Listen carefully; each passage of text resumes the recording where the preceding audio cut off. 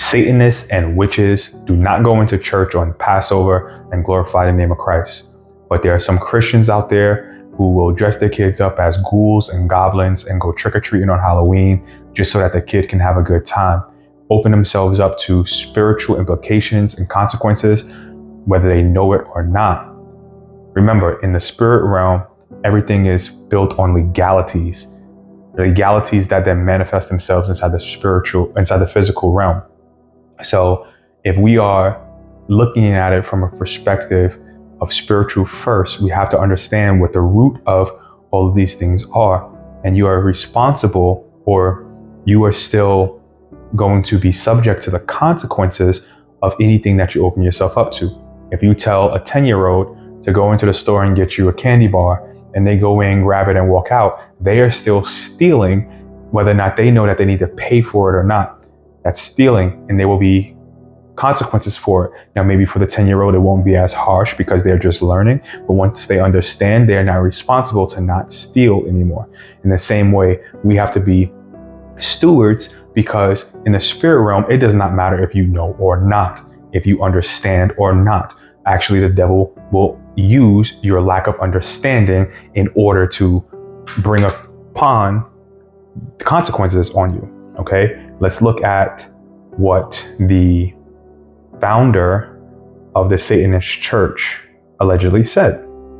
He said that, "I am glad that Christian parents let their children worship the devil at least one night a year. Welcome to Halloween." And let's look at the origins of this holiday. So it was a pagan festival by the Druid pagan nation that celebrated the festival of Samhain, and it honored the god of death, Samhain, who was believed to allow evil spirits to roam the earth on this day and attack humans. And in order to ward off the evil attacks from these spirits, the humans would dress up and disguise themselves as other spirits. They also welcomed, quote, good spirits inside their homes. This lines up also with the Day of the Dead, celebrated by the Mexican and I believe some Spanish cultures, in which they would believe that their loved ones who went and passed away would come back for this day and roam, and then they would feast and dine with them. This is also a day where witches, Wiccans, and warlocks, people who practice witchcraft as a religion, they believe that divination is at its highest peak or its most effectiveness, because they think that the split between the spiritual and physical realm is at its thinnest, and that their divination, their curses and everything, all their spells and things will be most effective. It's also a day where they think that they can talk to the dead. So if this is all that these people who follow their gods and their religions are, doing religiously, then why are Christians partaking in this? We are warned this in Jeremiah 10:2. Yahweh tells them to not learn the way of the heathens, and then he goes into talking about how they go out into the woods and cut down a tree and bring it into their home, etc. But he's telling you, do not learn the practices and the customs and the festivals of the heathen and the pagan nations. In Deuteronomy 12:29-32, he gives his people strict instructions on how not to worship him, how the other pagan nations worship their gods. He says, don't worship me in the same ways they do. Don't adopt their customs to come bring them to me and call them Christian, or call them my own. And he said, don't add or take away to any of my commands. Thus, the Roman Catholic Church, when trying to bring people into Christianity, bring these pagan nations into Christianity, should not have said, okay, we're going to take All Saints Day and then add it in with the All Souls Day and call it Halloween, right? There's no reason that they should have done that. They're out of line and out of order with what Yahweh told them to do.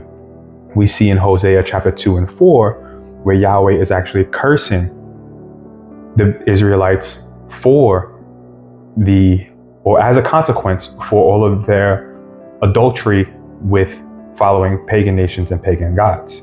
Okay, we see Yahweh telling Solomon, don't take on these pagan wives or wives from pagan nations, because they're going to make you adopt their gods and leave me and follow their customs. And if you were like, oh, well, you're still digging too deep, Yeshua tells us that no kingdom can stand against its own kingdom, and that no bad fruit will produce good fruit, and vice versa. So if at the very root of this day of celebration for these people is the honoring of a God who is not named Yahweh, and the interaction with dead souls, which Yahweh tells us not to do, and practicing of divination, which Yahweh tells us not to do, if that's the root of it, how do we expect to slap a different name on it and say that it's going to produce any other fruit than what the tree that it's coming from? So we have to be mindful and we have to be careful of the spiritual implications of you going out, dressing up your kid, and allowing them to get into all of this stuff just for some candy. Buy them some candy and tell them they can eat it at home without their friends and not inside a Batman suit, okay? That's a very quick one. This is less of a study, but more of a warning to not continue to allow yourself to open up spiritual doors to your house, because that's all Satan needs. He just needs a little bit of a wiggle room to get in. He walked around Job's house and he said, you have a hedge about his house, you have a hedge about all his things, and you have a hedge about his life. So Yahweh said, okay, I'm going to open that up for you. That's a legality. Satan argued over Moses' body for many reasons, but it's a legality. He's trying to claim his stake wherever he can because he knows his end and he knows his destination. So please, please be mindful when you are celebrating all holidays, but especially this Halloween day. I don't want to call it a holiday because holy day is what the root of holiday is. When you're going out on this day, please be careful and please be mindful of what spiritual doors you are opening and what spiritual doors that you need to be shutting.